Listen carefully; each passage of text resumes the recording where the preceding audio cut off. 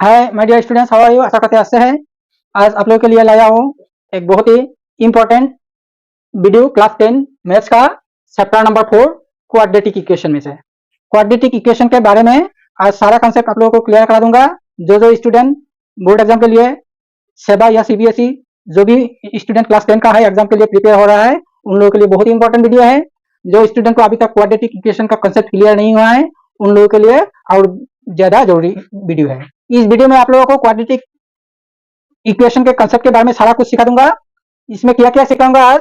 Learning point है difference between quadratic expression and quadratic equation, वो difference आपको समझाऊंगा। And number 2 nature of roots of quadratic equation, quadratic equation का roots का nature कैसा होता है वो भी सिखाऊंगा। और method of solving quadratic equation, quadratic equation solve करने का क्या क्या मेथड हो सकता है, सारा कुछ आज का वीडियो में आप लोगों को सिखा दूंगा। नेक्स्ट इंपॉर्टेंट है number 4 easy and short trick to solve quadratic equation. Quadratic equation solve करने के लिए बड़ा बड़ा लंबा लंबा पेज का जरूरत नहीं है, शॉर्टकट ट्रिक में से आपको करा दूंगा, जिससे कि आपको मिस्टेक होने का भी चांस नहीं रहेगा, आपका आंसर भी क्विकली निकल आएगा। तो नेक्स्ट आपको सिखाऊंगा trick to solve proper method of solving, ये बहुत ज्यादा इंपॉर्टेंट है। अगर क्वाड्रेटिक इक्वेशन सोल्व करने के लिए आप प्रॉपर मेथड चूज नहीं कर पाओगे तो आपका आंसर करने में देर लग सकता है, टाइम ज्यादा लग सकता है। इसलिए कौन सा इक्वेशन के लिए कैसा मेथड प्रीफर करना चाहिए, कैसा मेथड यूज करना चाहिए, वो भी आपको सिखा दूंगा इसमें। आज का वीडियो जो देखेगा उसको ये वीडियो भी दोबारा देखने का जरूरत नहीं पड़ेगा, क्योंकि आपका एक ही बार में कॉन्सेप्ट क्लियर हो जाएगा। आप इसको सीखिए, डायरेक्ट एग्जाम दे सकता है। आप खुद भी सीखिए और जिसको आता नहीं है उसको भी थोड़ा सिखा दीजिए। इससे क्या फायदा होता है, आपका कॉन्सेप्ट क्लियर हो जाएगा। अगर आपको कुछ समझ में आता है, उसको परमानेंटली ब्रेन में रखने के लिए बेस्ट तरीका यही है कि आप अपना फ्रेंड हो जो भी हो उसको थोड़ा एक बार सिखा दीजिए, आपका सारा कंसेप्ट क्लियर हो जाएगा, वो परमानेंटली आपका ब्रेन में सेव हो जाएगा। तो इसलिए खुद भी सीखिए, दूसरों को भी सिखाइए। वीडियो शुरू करने से पहले एक रिक्वेस्ट है, चैनल को अभी तक सब्सक्राइब नहीं किया है तो प्लीज कर लीजिए, क्योंकि सब्सक्राइब करने से आपका मोबाइल तो हैक नहीं जाएगा, आपका कोई नुकसान नहीं है, आपका फायदा ही है। तो आप सब्सक्राइब कर लीजिए, आगे का वीडियो अब तब आराम से देख सकता है, क्योंकि एग्जाम का मौसम है। रोज वीडियो में दे रहा हूँ आपको, हर वीडियो का नॉलेज आपको मिलेगा। तो आइए शुरू करते हैं। नाउ क्वाड्रेटिक इक्वेशन का standard form ax² + bx + c, मतलब a b c कोई भी नंबर, कोई भी इंटीजर हो सकता है। x इसका वेरिएबल है, x के प्लेस में y भी दे सकता है, z भी दे सकता है। तो जिसका ऊपर पावर रहेगा वो वेरिएबल है, जो वेरिएबल के साथ रहेगा वो उसका बेस होगा। तो x² के साथ में जो भी नंबर आएगा वही a का वैल्यू होगा, x के साथ जो नंबर रहेगा होगा b एंड c होगा कांस्टेंट नंबर। नाउ आता है nature of roots. Quadratic equation का रूट्स का कुछ नेचर होता है। पहला नंबर तो है क्वाड्रेटिक इक्वेशन का दो डिस्टिंक्ट रियल रूट निकल सकता है, लेकिन उसके लिए कंडीशन है। क्या कंडीशन है? b² - 4ac should be greater than 0। 0 से b² - 4ac का वैल्यू ज्यादा होना पड़ेगा, मतलब b² - 4ac पॉजिटिव में आना पड़ेगा। नंबर 2 इक्वल रूट कब आएगा? जब b² - 4ac का वैल्यू 0 का बराबर होगा। नेक्स्ट है नो रियल रूट। कभी कभी क्वाड्रेटिक इक्वेशन में ऐसा होता है कोई रियल रूट होता ही नहीं है। तो रियल रूट नहीं होता है का मतलब इसका रूट नहीं, रूट है तो वो रूट हो सकता है इमेजिनरी रूट, लेकिन इमेजिनरी रूट अभी आप लोगों को क्लास 10 में निकालने का जरूरत नहीं पड़ेगा।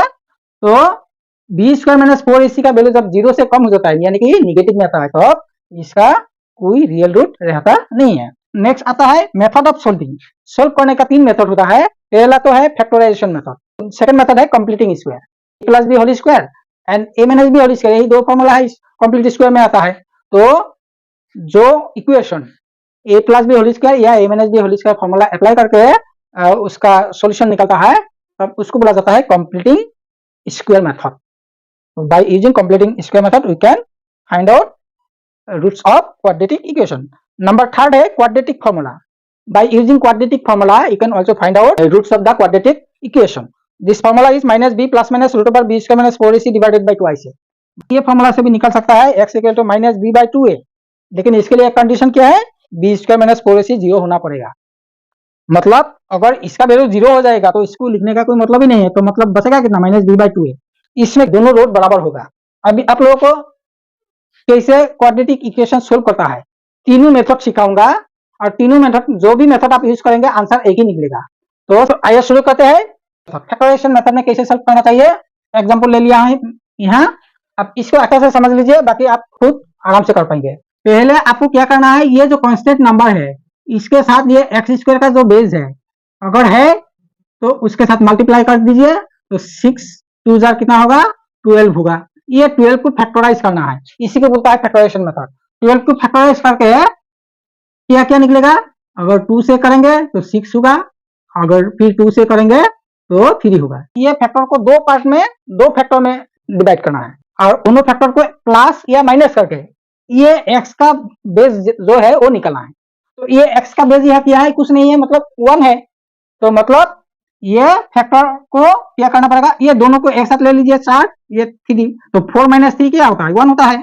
ये जो x का बेस है इसको लिखना है इसे 2x² प्लस इसको 4 - 3 कर देना है, ब्रैकेट के बाहर x लिख देना है, -6 = 0। मैं एकदम इजीली समझा रहा हूं ताकि सबको समझ में आ जाए।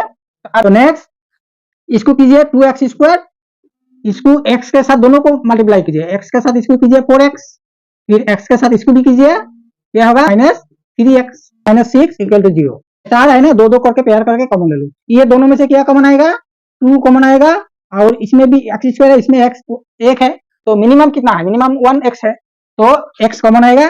कॉमन लेने के बाद आपको क्या करना पड़ेगा, इसमें से 2x छोड़ दीजिए, 2 कॉमन ले लिया, ये हट गया। उसके बाद इसमें x 2 था, 1 कॉमन ले लिया, बच गया कितना, 1 बच गया, तो जो बच जाता है उसको अंदर में लिख लीजिए ब्रैकेट के अंदर। नेक्स्ट ये प्लस देने के बाद इसमें से 4 में से 2 कॉमन गया, 2 2 4 होता है, तो 2 एक कॉमन गया, अंदर में 1 2 बच जाएगा। ये x कॉमन ले लिया तो x लिखने का जरूरत नहीं है। नेक्स्ट 3 कॉमन ले लीजिए, x रहेगा। उसके बाद ये जो माइनस है ये अभी चेंज हो जाएगा, क्योंकि इसमें अगर माइनस रहता है तो ये ब्रैकेट के अंदर जब लिखोगे उसको साइन चेंज करना है, माइनस होने से प्लस, प्लस होने से माइनस, तो ये माइनस प्लस हो गया, 3 2 6, सो इसमें 2 आएगा, तो 2 ये मल्टीप्लाई करके यही लाइन निकलेगा, इसको भी मल्टीप्लाई करने से ये निकल जाएगा। ये एक बार चेक करके जाना, नहीं तो मिस्टेक हो जाएगा तो फिर दोबारा करना पड़ेगा। अभी ये जो है x + 2 x + 2 सेम निकल गया ना, इसको फिर कॉमन ले लो, तो ये x + 2 कॉमन आ जाएगा। नेक्स्ट ब्रैकेट में इसको छोड़ दीजिए, तो इसमें क्या बचेगा 2x, तो ये 2x यहाँ लिख दीजिए, और इसको कॉमन ले लिया तो इसको छोड़ दीजिए, ये इसमें क्या बचेगा -3, तो -3 यहाँ लिख दीजिए। तो ये हो गया आपका फैक्टर कंप्लीट हो गया, इक्वल टू 0, x + 2 = 0 और 2x - 3 = 0। ये दोनों का प्रोडक्ट 0 है, मतलब हो सकता है ये 0 हो, नहीं तो ये 0 होगा, दोनों में से कोई एक 0 होगा, तो दोनों अगर ये 0 होगा, x + 2 = 0 होगा, तो अब x = कितना होगा, ये 2 को इधर लेके जाए -2, फिर इसमें x = कितना होगा, इसमें पहले 3 ले लीजिए, 3 राइट साइड में जाएगा तो प्लस आएगा। अभी ये जो 2 है इसके साथ मल्टीप्लाई है, उधर जगह डिवाइड होगा, डिवाइड मतलब नीचे लिख दो 2, तो ये 2 इसके साथ जो मल्टीप्लाई रहेगा उस साइड में जाके डिवाइड हो जाएगा। ये साइड में x के साथ अगर डिवाइड रहेगा तो उस साइड में जाएगा, तो राइट साइड में जाएगा तो मल्टीप्लाई हो जाएगा। तो ये हो गया आपका आंसर फैक्टराइजेशन मेथड में, ये दोनों x का रूट निकल गया। अभी कंप्लीटिंग स्क्वायर में करेगा तो वही आंसर निकलेगा। तो आइए देखते हैं नेक्स्ट कंप्लीटिंग स्क्वायर में। ये मेथड बहुत सारा स्टूडेंट को हार्ड लगता है, लेकिन आपको ऐसा इजी ट्रिक सिखा दूंगा कि ये मेथड ही आपको सबसे ज्यादा अच्छा लगने लगेगा। a² + 5ab + b² = a + b whole square complete square है, ये a - b whole square complete square है। यही दो फार्मूला ही यूज होता है, दूसरा कोई फार्मूला यहाँ यूज होता ही नहीं है। मेथड ऑफ कंप्लीटिंग स्क्वायर करने के लिए आपको दो बात याद रखना है, क्या x² का बेस जो है वो परफेक्ट स्क्वायर नंबर होना चाहिए, और जो कांस्टेंट नंबर है उसको राइट साइड में लिखा कीजिए, तब आपको और इजी लगेगा। इसका जो बेस है 2 है, 2 तो परफेक्ट स्क्वायर नहीं है, x² का बेस अगर परफेक्ट स्क्वायर नहीं है तो उसको हटा दो। तो कैसे हटाएंगे आप, ऐसे हटेगा क्या, नहीं हटेगा, तो कैसे हटाएंगे, तो ये पूरा इक्वेशन को 2 से डिवाइड कर दो, और लिख कर दो, 2 से डिवाइड करेगा तो ये क्या होगा, 2 2 कैंसिल जाएगा, x² बचेगा, इसको 2 से डिवाइड करेगा क्या होगा, x/2 होगा, और इसको 2 से डिवाइड करेगा तो क्या होगा, -3 होगा, -3 उधर जाएगा तो क्या होगा, प्लस हो जाएगा। अभी नेक्स्ट लाइन में आपको देखना है ये x का बेस के आगे क्या कौन सा साइन है, अगर प्लस है तो ये फॉर्मूला, ये अगर माइनस होगा तो ये फॉर्मूला अप्लाई करना, तो ये प्लस है तो आपको इस फॉर्मूला के हिसाब से लिख के जाना है। तो ये तो परफेक्ट स्क्वायर हो गया x², उसके बाद अकॉर्डिंग टू फॉर्मूला ये वाला 2 यहाँ लिख दीजिए, उसके बाद यही x को फिर यहाँ लिख दीजिए, 2a हो गया। अभी b के प्लेस में, ये जो b है इसके प्लेस में क्या लिखेंगे, इसी में स्टूडेंट को प्रॉब्लम होता है। आपको आसानी से समझ में आएगा कैसे, ये जो x/2 मतलब इसका बेस 1/2 है, तो x का बेस को आप 2 से डिवाइड कर दो, इसका बेस कितना है, x का बेस 1/2 है, तो डिनोमिनेटर 2 है, तो 2 को डबल कर दीजिए, 4 हो गया, 1/4 हो गया, तो ये होगा 1/4 होल स्क्वायर। ठीक है, अभी देखिए ये 2 से इसको काटेगा तो कितना बचेगा, नीचे क्या आएगा 2 होगा, ऊपर x इंटू 1 x ही बचेगा। मतलब ये जो नंबर है इसको सारा मल्टीप्लाई करके आंसर यही निकलेगा। ठीक है ना, इस लाइन में यही चेक करके जाना है ये सारा मल्टीप्लाई करके ये हुआ कि नहीं हुआ। अभी जो ये जो 1/4 होल स्क्वायर है ये तो लेफ्ट साइड में था ही नहीं, लेकिन फॉर्मूला कंप्लीट करने के लिए हम लोगों को ये लिखना पड़ा था। तो ये अगर लेफ्ट साइड में लिख लिया तो आप इसको राइट साइड में भी लिख दीजिए, अभी बराबर हो जाएगा। अगर इसमें ज्यादा लिख दिया इसको उसमें भी लिखना पड़ेगा तभी बैलेंस रहेगा। अभी a plus B whole square मतलब a के प्लेस में x है और b के प्लेस में 1/4 है, ये दोनों को जोड़ दो, x प्लस 1/4 लिख के ऐसे होल स्क्वायर कर दो, ये होल स्क्वायर हो गया। नेक्स्ट यदि प्लस 1 स्क्वायर 1 4 स्क्वायर कितना होगा 16 होगा। अभी इसको एक बार सिंप्लीफाई कर लो, 16 एलसीएम ले लो, 16 3 जा कितना होता है 48 होता है, 48 प्लस 1 49 हो जाएगा। ठीक है ना, x plus 1/4 whole square. Next ये स्क्वायर को आप हटा दीजिए डायरेक्ट, x प्लस 1/4 हो जाएगा। तब इसको अगर हटा देंगे तो इसमें रूट ओवर लेना पड़ेगा, इसका रूट लेना पड़ेगा। इसका रूट क्या होगा 49 का रूट क्या होगा 7 और 16 का रूट क्या होगा 4, लेकिन इसमें देना पड़ेगा प्लस माइनस साइन देना पड़ेगा। होल स्क्वायर हटा दीजिए, इसका रूट ओवर ले लीजिए। अगर कोई नंबर रूट ओवर में आता नहीं है, जैसे कि ऊपर में जैसे कि समझ लीजिए 7 था नीचे में 3 था, तो आप ऐसे ही लिख दे √7/√3 लिख दीजिए। समझ में आ गया।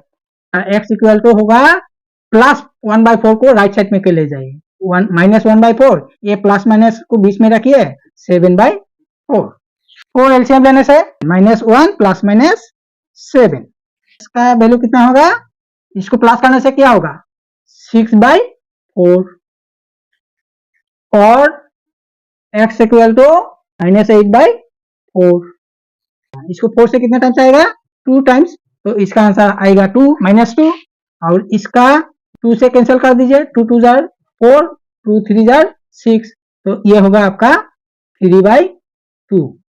x का वैल्यू एक था -2 और एक था 3/2। समझ में आ गया। ये है मेथड ऑफ कंप्लीटिंग स्क्वायर। अभी इसमें क्वाड्रेटिक फॉर्मूला अप्लाई करके करेंगे। इसमें a इक्वल टू 2 है, b इक्वल टू 1 है और c इक्वल टू -6 है। ये फॉर्मूला में जब आप करेंगे पहले ये निकाल लीजिए b स्क्वायर -4ac, क्या मतलब 1 स्क्वायर -4 मल्टीप्लाई 2 मल्टीप्लाई -6, तो 1 माइनस ये माइनस माइनस प्लस हो जाएगा, 8 6 48 मतलब 49 हो गया। ठीक है, अभी डायरेक्ट x निकाल दीजिए। x इक्वल टू फॉर्मूला एक बार लिख लीजिए -b plus minus √b square -4ac divided bye 2a।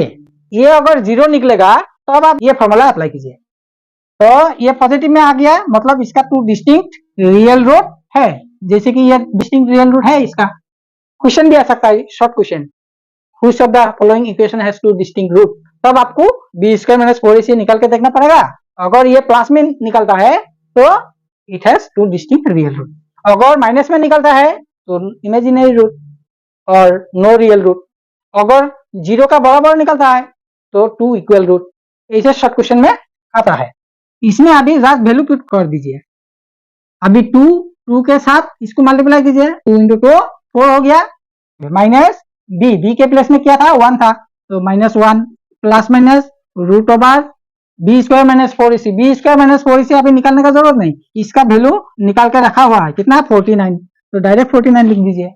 नीचे 4 हो गया, ऊपर में -1 प्लस माइनस 49 का रूट कितना होता है 7 होता है, यहाँ पर x इक्वल टू -1 प्लस 7/4 और x इक्वल टू -1 -7/4, ये x आपका निकल जाएगा। ऑरली भी कर सकता है, डायरेक्ट कर सकता है, -1 प्लस 7 तो मतलब क्या होगा 6/4 डायरेक्ट लिख दीजिए। ये x इक्वल टू डायरेक्ट आप ये लिख दीजिए, ये लाइन लिख दीजिए, कोई प्रॉब्लम नहीं है। माइनस करके देखो -1 -7 -8, तो डायरेक्ट आप ऑरली कर सकते हैं -8/4, तो इसमें आएगा -2 और इसमें आएगा 3/2, तो ये दोनों इसका रूट निकल गया। Require root -2 3/2। ये हो गया आपका 3 method of solving quadratic equation. ये 3 कंडीशन के ऊपर डिपेंड करके ज्यादातर एमसीक्यू आता है। इसको अच्छा से देखिए, एमसीक्यू का क्वेश्चन में भी सोल्व करके दिया हुआ है चैप्टर 4 में से। क्वाड्रेटिक इक्वेशन का एमसीक्यू बहुत सारा दिया हुआ है, उस वीडियो को देख लीजिए, चैनल में विजिट कर लीजिए, बहुत सारा एमसीक्यू दिया हुआ है। और शॉर्ट ट्रिक के साथ कैसे कैलकुलेशन करना चाहिए, मल्टीप्लाई, ये सब ऑरेली कैसे करना चाहिए, वो सब भी सिखाया हुआ है। जैसे कि ये सब मल्टीप्लाई आप ऑरेली कीजिए, इसको डायरेक्ट आप ऑरेली कीजिए, 4 2 जार 8, 8 6 जार 48, डायरेक्ट लिख दीजिए, फटाफट आपका आंसर निकल जाएगा, आपका टाइम भी बचेगा। तो आज का वीडियो कैसा लगा? अच्छा लगा तो लाइक कमेंट शेयर जरूर करना। मिलते हैं अगले वीडियो में, और मुझसे जुड़िए, चैनल को सब्सक्राइब कर लीजिए और लाइक कमेंट शेयर जरूर करना। लाइक करने से मुझे भी थोड़ा मोटिवेशन मिलता है। Thank you very much.